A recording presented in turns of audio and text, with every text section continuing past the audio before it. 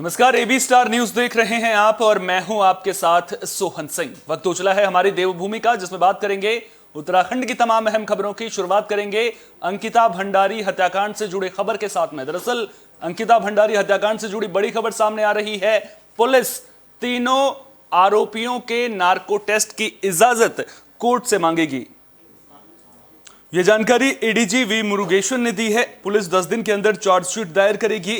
Chargesheet हत्या, सबूत मिटाने, आपराधिक षड्यंत्र और अनैतिक कार्य के लिए दबाव डालने की धाराओं के तहत दाखिल की जाएगी।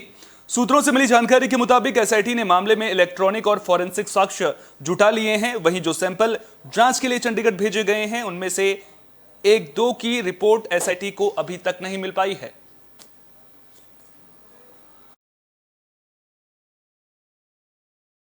जैसे अब तक हमारे इन्वेस्टिगेशन में अक्यूज लोग ड्यूरिंग पुलिस रिमांड, अभी रिसॉर्ट के लोग हैं, तो कहते हैं कि वहाँ का जो अपना वीआईपी रूम है, सो कॉल्ड प्रेसिडेंशियल सूट है, उस पे जो भी ठहरने वालों को वीआईपी कहते हैं। स्टिल पूरी बात, सारा सच्चाई सामने लाने के लिए हमने डिसाइड किया है कि इनको नार्को टेस्ट कराया जाए, अक्यूज लोगों को। तो नार्को टेस्ट के लिए हम एप्लीकेशन लगेंगे कोर्ट में। After the court's permission we will do the narco test. Court में सर परमिशन के लिए एप्लीकेशन लगाई जाएगी सून। तीसरा में जनता से अपील है, हमारी इन्वेस्टिगेशन बिल्कुल उस पे है, विदाउट एनी फेयर और फेवर। जो तथ्य सामने आ रही है उस बेस पे एविडेंस से कलेक्ट होके चार्जशीट फाइल हो रही है। हाई कोर्ट के सामने भी मैटर पेंडिंग है। हाई कोर्ट ने भी हमारे पूरा केसेस की केस डायरी अवलोकन की हुई है। उनका order in respect of transfer to CBI is pending. तो हमारे अनुरोध जनता से है कि पब्लिक एट लार्ज कि आप इस पे संयम रखिए, हमारे ऊपर, हमारे एसआईटी के ऊपर भरोसा रखिए। उत्तराखंड 19 दिसंबर को दिल्ली में किसान गर्जना रैली का आयोजन किया जाएगा, जिसे लेकर उत्तराखंड के किसानों ने भी तैयारियां शुरू कर दी हैं। बड़ी संख्या में उत्तराखंड से किसान दिल्ली कूच की तैयारी कर रहे हैं। इस दौरान सरकार के सामने कई मांगें रखी जाएंगी। किसानों के दिल्ली कूच को लेकर विकासनगर में भारतीय किसान संघ के पदाधिकारी मीडिया से मुखातिब हुए। संघ के प्रदेश अध्यक्ष भुवन विक्रम डबराल ने बताया कि उत्तराखंड से हजारों की संख्या में किसान दिल्ली की रैली में पहुंचेंगे और सरकार के सामने मांगे रखी जाएंगी, जिसमें खेती से जुड़ी खरीद पर जीएसटी खत्म करने, किसान सम्मान निधि में बढ़ोतरी समेत 6 मांगे शामिल हैं।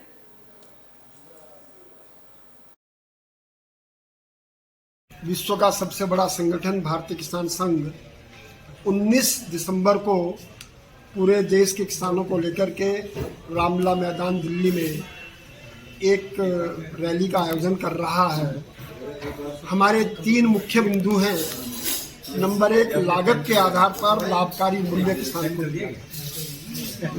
सरकार अभी एमएसपी की बात करती है, किसान संघ एमएसपी के लिए तैयार नहीं, क्योंकि स्वामीनाथन आयोग ने जो अपनी रिपोर्ट दी थी उसमें एमएसपी का कहीं जिक्र नहीं, बल्कि उत्तराखंड विधानसभा का शीतकालीन सत्र हंगामेदार रहा, लेकिन हंगामे के बीच में सरकार ने कई महत्वपूर्ण विधेयक पास करवाए, जिसे लेकर अब सरकार अपनी पीठ थपथपाती हुई भी नजर आ रही है।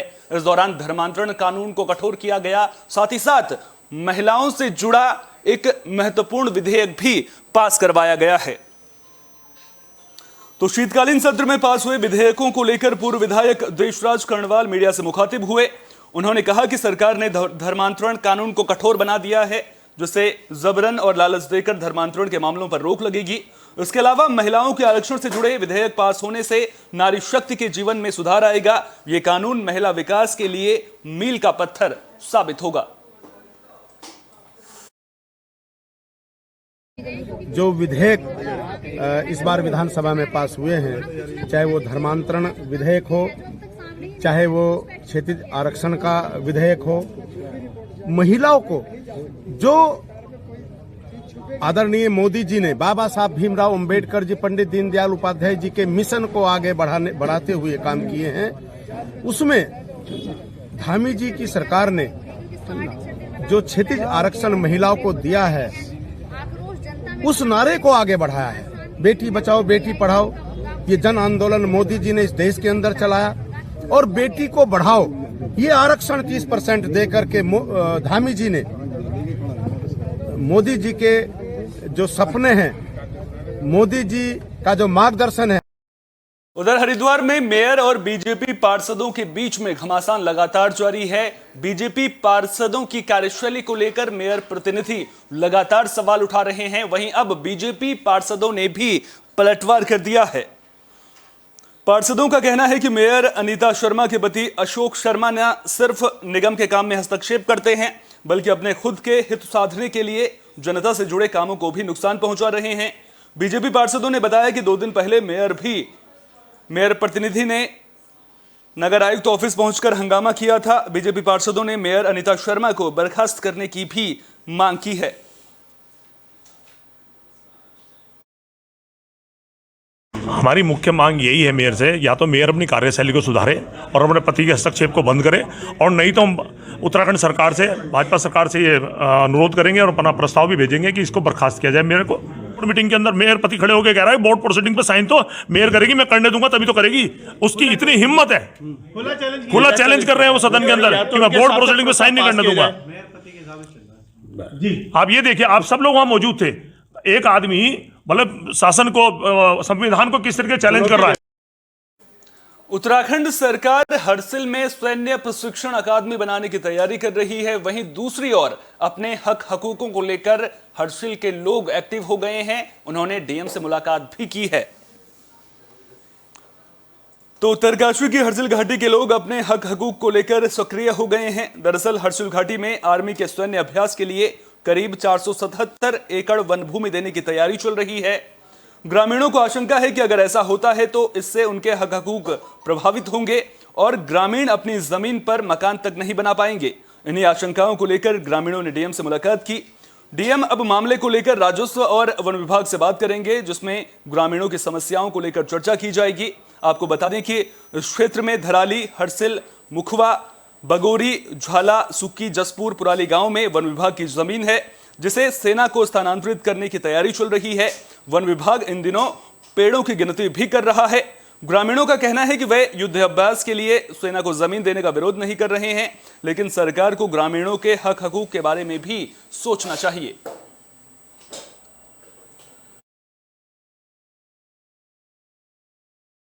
अभी हम जो है जिलाधिकारी जी से जो हमने अपने 8 गांव के क्षेत्र के बारे में यही कहा है कि जो आर्मी जो अभी जो कैंपस वगैरह और बहुत बड़े उसमें जो है अभी जो है सीमांत क्षेत्र की रक्षा के लिए जो बड़े कैंपस बन रहे हैं, तो हम ये चाहते हैं कि आर्मी जो है जो 8 गांव की जो सुरक्षा के लिए जो है हम भी चाहते हैं कि चलो देश की सुरक्षा भी बहुत ज़रूरी है और आर्मी को जो है आर्मी को होना ही चाहिए सीमांत क्षेत्र में। लेकिन हम साथ साथ में हम चाहते हैं आर्मी हमारे पास में रहे, लेकिन साथ साथ में जो हमारे हक हकूक हैं, जो हमारे अधिकार हैं, वो भी जो है एक बैलेंस में रहे कि ये आर्मी से जो है हमें जो है उनका सपोर्ट मिले, अच्छे अच्छे स्कूल खुले और हमारे व्यवस्थाएँ मिले। जो हम प्रहरी का काम तो हमारे 8 गाँवों ने भी किया है, सीमांत की रक्षा वो भी हमारे जो बुजुर्ग हैं।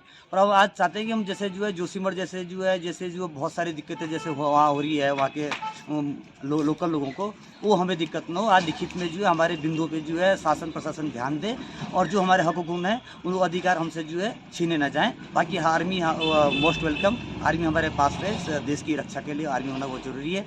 उसी साथ मैं कहता हूँ कि एक बैलेंस बना रहे कि हमारे जो पर्यटन दृष्टि से भी जो हम हरसिल को चाहते हैं कि बढ़ावा मिले, तो ये हमें जो है शासन प्रशासन जो है सपोर्ट मिले और आर्मी को भी जो है बैलेंस में।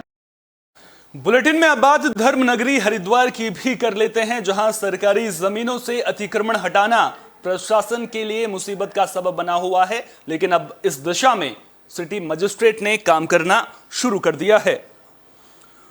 सिटी मजिस्ट्रेट ने करीब 2 दशक से लटके ऐसे मामलों को तेजी से निपटाना शुरू कर दिया है। सिटी मजिस्ट्रेट ने पिछले 1 साल में 50 से ज्यादा मामलों पर सुनवाई करते हुए कई अवैध कब्जा धारकों को बेदखल कर दिया है और सरकारी जमीनों से अतिक्रमण हटवाया है।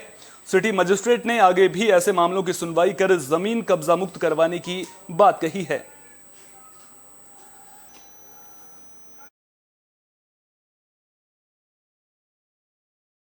जो विभिन्न सरकारी भूमि पर लोगों ने अवैध अतिक्रमण कर लिया है, उनकी पीपी एक्ट के अंतर्गत चालान होता है और चालान होकर के एसडीएम कोर्ट और इधर सिटी मजिस्ट्रेट कोर्ट में सुनवाई उसकी होती है।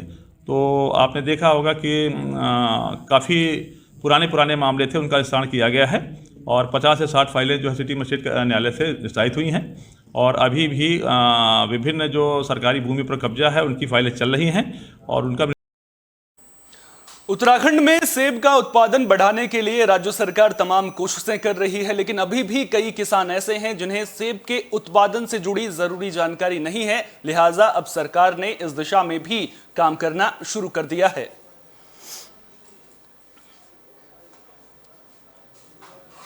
उद्यान विभाग की जिला योजना के तहत सेब उत्पादक किसानों को प्रशिक्षण दिया जाएगा, जिसके लिए 30 किसानों का चयन भी किया गया है।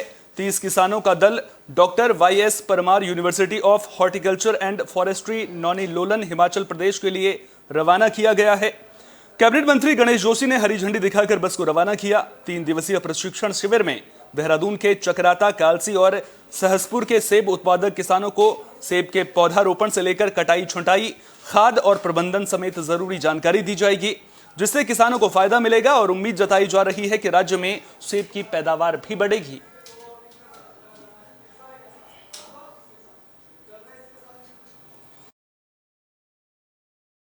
प्रदेश के युवा मंत्री यशवंत सिंह धामी के नेतृत्व में हमने संकल्प लिया है कि 2025 में जब हमारा राज्य 25 साल का होगा, हम एप्पल में अपने प्रोडक्शन को दोगुना करेंगे,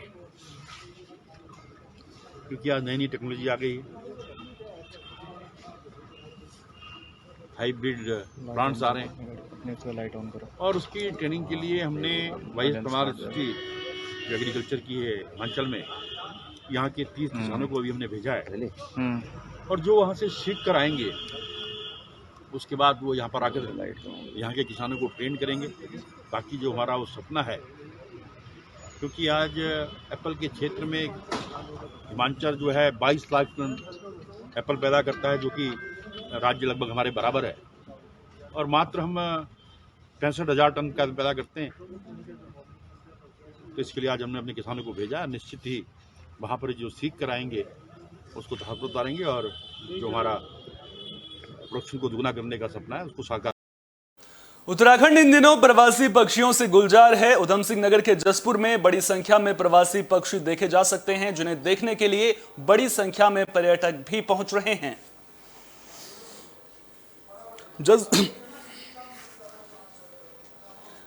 जसपुर के तराई पश्चिम वन विभाग के तुमड़िया डैम और भोगपुर डैम इलाके में ये प्रवासी पक्षी लोगों के आकर्षण का केंद्र बने हुए हैं। बता दें कि इस मौसम में प्रवासी पक्षी हजारों के झुंड में साइबेरिया, मध्य चीन और मंगोलिया से यहां पहुंचते हैं। ये पक्षी दिन रात उड़ान भरकर 5 से 6 हजार किलोमीटर का सफर तय करते हैं।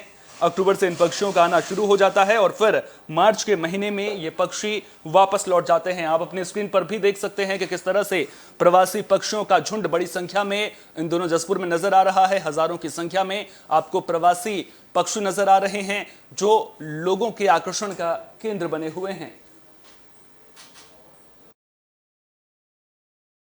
विदेशी परिंदे जो हमारे यहाँ पे आ रहे हैं और इनको देखने के लिए लोगों की भीड़ उमड़ रही है काफ़ी, और हम ये चाहते हैं कि हमारे इस डैम क्षेत्र को इसको पर्यटक के रूप में कर दिया जाए, ताकि यहाँ पे लोग आए, उन्हें सौंदर्यीकरण दिखे यहाँ का, अच्छा लगे देखने में, ताकि लोग बाहर से आते हैं सब लोग देखने के लिए।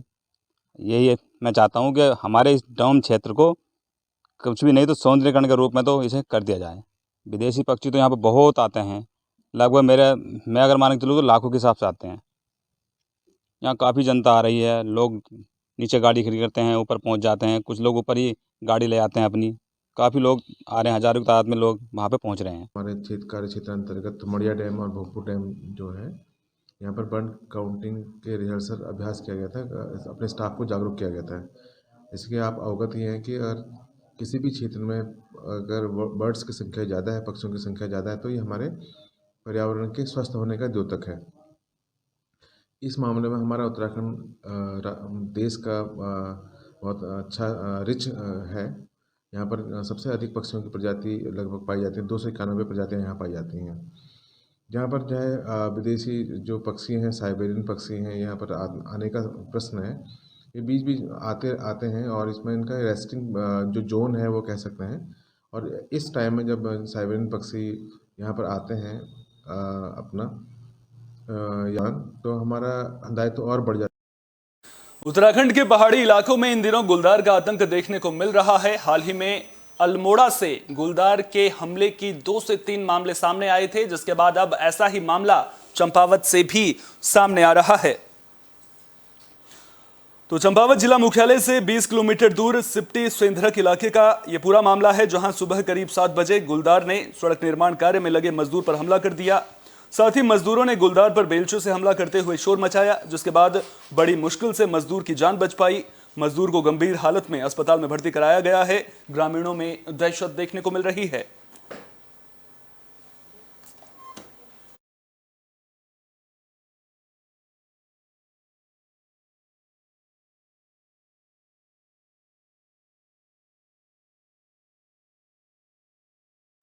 अल्मोड़ा में इंटरनेशनल फिल्म फेस्टिवल का आयोजन किया गया और कई मायनों में उत्तराखंड के पहाड़ी इलाकों में रहने वाले स्थानीय कलाकारों के लिए ये इंटरनेशनल फिल्म फेस्टिवल खास है, क्योंकि इस तरह के आयोजन के जरिए उन्हें फिल्मों की बारीकियों को समझने का अनुभव मिलता है।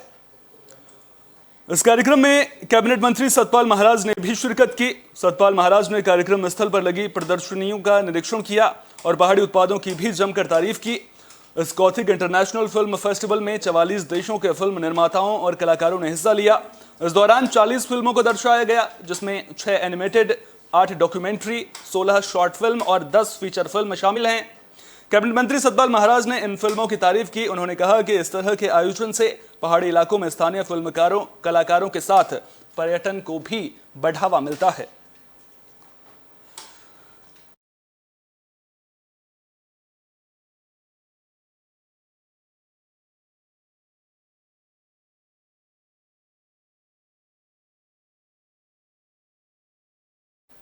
काशीपुर में एक कार में युवक का शव मिलने से हड़कंप मच गया। मिली जानकारी के मुताबिक युवक एक शादी समारोह में शामिल होने के लिए काशीपुर पहुंचा था।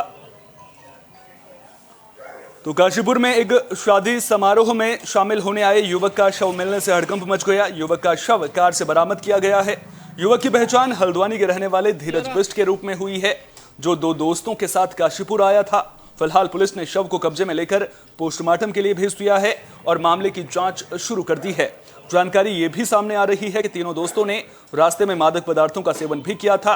मौत की वजह का खुलासा पोस्टमार्टम रिपोर्ट के बाद ही हो सकेगा। ये ITI थाना क्षेत्र का मामला है। एक सूचना आई थी जिसमें एक अल्टो गाड़ी है और उसमें एक लड़के की बॉडी मिली है। तो उसके बाद 2 लड़के उसके साथ हल्द्वानी से साथ में आए थे। ये सभी लोग एक शादी समारोह को अटेंड करने यहाँ काशीपुर में आए थे और रात में ये घटना हुई है। सुबह इनके द्वारा सूचना दी गई है। तो जो लड़का मृतक है उसके परिजन भी इस वक्त आने वाले हैं। उसके बाद इसमें पंचायतनामा पोस्टमार्टम की कार्रवाई की जाएगी और अभी वर्तमान में जो भी इनकी तरफ से एप्लीकेशन दी जाएगी उस पर हम लोग मुकदमा पंजीकृत करेंगे। इस बुलेटिन में मेरे साथ इतना ही। देश दुनिया की तमाम अहम खबरों के लिए बने रहिए AB स्टार न्यूज के साथ, क्योंकि यहां पर खबरों का सिलसिला कभी नहीं थमता।